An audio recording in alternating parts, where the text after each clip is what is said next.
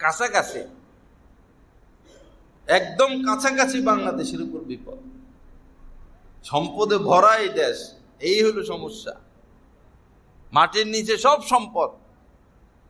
বিভিন্ন কারণে এই দেশ অনেক উন্নতশীল রাষ্ট্র, চোরেরা দেশ চালাইছে, দেশের তো কোনো উন্নতি করে নাই। ক্ষমতা আসছে আর গেছে, নিজের ধান্দা করছে। মূলত দেশ সম্পদের উপর ভাসতেছে।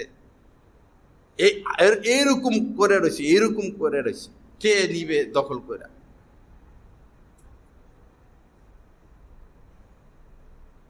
কিন্তু বিপদ আসবে আমাদের কারণে। বেশিরভাগ মানুষ সুদের সাথে লিপ্ত। বেশিরভাগ নারীরা, মেয়েরা পর্দা করে নাকি এখন জামা কাপড়ে গায়ে রাখতে তাদের রুচি হয় না। এরকম মানসিকতা সৃষ্টি হয়ে গেছে। কিভাবে ইমান টিকাবে? অনেক ছেলে আছে ডাক্তারি পড়ে, ইন্টার্নি করে, মানে কি যে বলে তারা, তা আমাদের থেকে তারা ইমান যে বাঁচাবে আরো কঠিন। বিদেশি মেয়েরা এসে একসাথে পড়ে, এদের তো পোশাকই নাই, এর তো ফ্রি মানসিকতা। একজন আস্তিক কিভাবে নাস্তিকের সাথে জীবন যাপন করবে?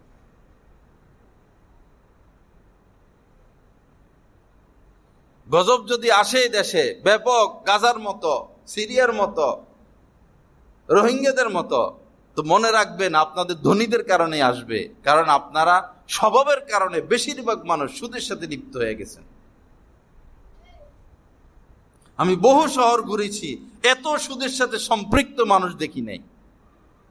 বহু শহরে আমরা যাই, আসা যাওয়া করি, খবর নেই, এত বেশি ঝোঁকা সুদের দিকে এরকম মানুষ দেখি নাই। কয়েকবার হজ হয়ে গেছে, কয়েকবার উমরা হয়ে গেছে, কত দান সদকা করে, কত বড় দিনদার, কত বড় তসবি, অথচ ব্যাংকের সাথে সিসি। কিভাবে আপনি প্রস্রাব পায়খানা খান আর আপনার সন্তানকে প্রস্রাব পায়খানা খাওয়ান? আপনার তো লজ্জা থাকা উচিত।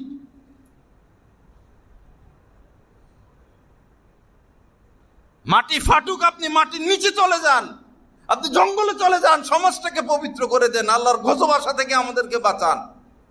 আপনার কারণে গজব আসবে। আপনি ভাবতেছেন শুধু ব্যাংকে টাকা জমাচ্ছি আর বিদেশে টাকা পাঠাচ্ছি, বিদেশের টাকার নাগাল পাবেন আপনি। ব্যাংক থাকবে গজব আসলে।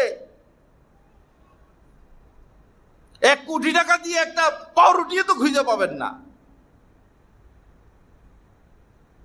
অন্ধকারের মধ্যে আছি আমরা, আমাদের চিন্তা ভাবনা অন্ধকার। বহু মানুষ এমন শুধু পাঠায় টাকা, শুধু বিদেশে টাকা পাঠায়, জীবনে যায়া ব্যালেন্স কত হয়েছে এটারও খবর সে হয়তো নিবে না। এই দেশে বসবাস করে, এই দেশে সে মরবে, এই দেশে তার আত্মীয়তা, এই দেশে চলাফেরা, এই দেশে শেষ। আরে বেকুব, তো তুই বিদেশে কেন টাকা পাঠাস? তুই তো গাদ্দার। আর তোরে যারা ভালোবাসে, সমর্থন করে, এরা সবচেয়ে বড় গাদ্দার।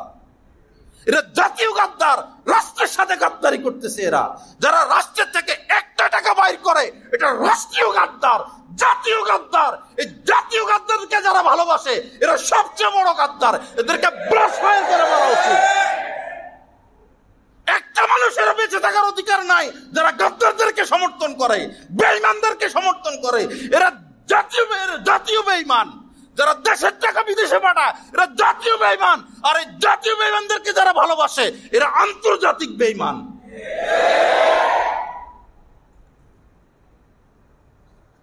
এটা বাংলাদেশ। আপনার উচিত ছিল আপনার অন্তরে আপনার দেশের প্রতি ভালোবাসা রাখা, দেশের বালুকানের প্রতি ভালোবাসা রাখা, দেশের একটা লতা পাতার প্রতি ভালোবাসা রাখা, দেশের মানুষের প্রতি ভালোবাসা রাখা, এক একটা বালুকানের প্রতি ভালোবাসা রাখা আমাদের উপর দায়িত্ব। এই দেশ গড়া, দেশকে ভালোবাসা, দেশকে সুন্দর করা, দেশকে সুসজ্জিত করা। কে আমরা দেশের জন্য কাজ করি? কে আমরা দেশকে ভালোবাসি? দেশপ্রেমিক কোথায়? সারা বিশ্বের মধ্যে বাংলাদেশের মানুষই এমন যে নিজের দেশকে ভালোবাসে না, নিজের দেশের পণ্য ব্যবহার করে না। বাংলাদেশই শুধু এরকম। মালয়েশিয়া বাড়ি বানাইয়া শেষ করে ফেলছে, যাই খবর দেখেন। দিল্লি বাড়ি বানাইয়া শেষ করে ফেলছে দেশের সম্পদ। সেই ইটালি, সেই আমেরিকা, সেই সুইজারল্যান্ড যাই দেখেন বাংলাদেশিদের সম্পদ কি পরিমাণ।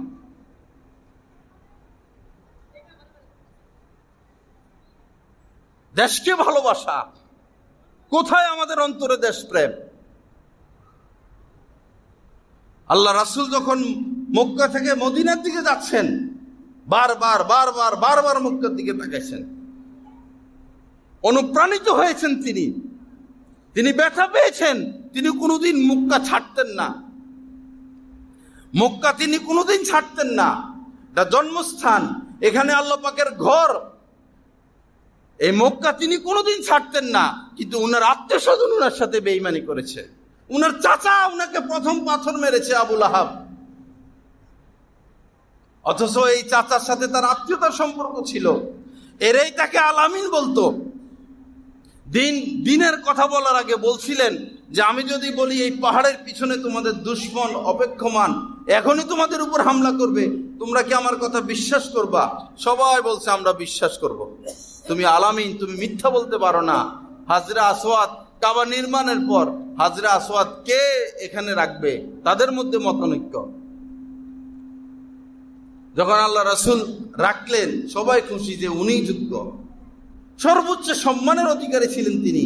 যখনই তাওহীদের কথা বললেন, যখনই একত্ববাদের কথা বললেন, তখনই তিনি নিজের পরিবারের লোক থেকে বিচ্ছিন্ন হয়ে গেলেন। তাকে আঘাত করলো, তাকে অপমানিত করলো, তাকে হত্যার ষড়যন্ত্র শুরু করে দিল। আমরা সেই অবস্থায় আছি।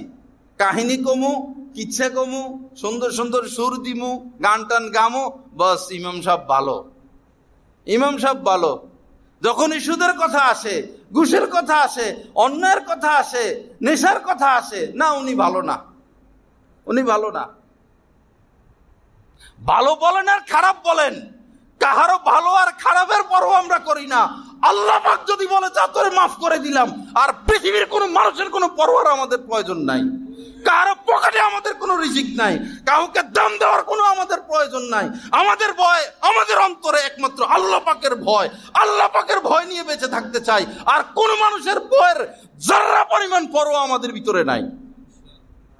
কিসের ভয় করব, কাকে ভয় করব? তোরা তো দেশের টাকা বিদেশে পাঠাস, তোরা তো চোর, তোরা তো গুন্ডা, তোদের ভিতরে আল্লাহর ভয় নাই। তোরা নাফরমান, তোরা আল্লাহর হুকুম বর্জন করিস, তোরা মিথ্যা কথা বলিস, তোরা বিচার করে টাকা অন্যায়ভাবে টাকা ভক্ষণ করিস। তোরা যদি মানুষ হইতি তো মানুষকে তোরা কদর করতে পারতি। একজন মানুষ মানুষকে কদর করবে, অমানুষ কখনো মানুষকে কদর করতে পারে না। চোর চোরকে কদর করে, ডাকাত ডাকাতকে কদর করে, অসৎ লোক অসৎ লোককে কদর করবে, ভালো লোক ভালো লোকের কদর করবে। ভালো লোক চিনতে হয়, ভালো লোক চিনতে হয়। ভালো লোকই তো আমরা চিনি না, থাকে সারাদিন অসৎ লোকের সাথে। ভালো লোক চিনবো কোথায় থেকে? ভালো লোক চিনবো কোথায় থেকে আমরা? অন্তত যাত্রা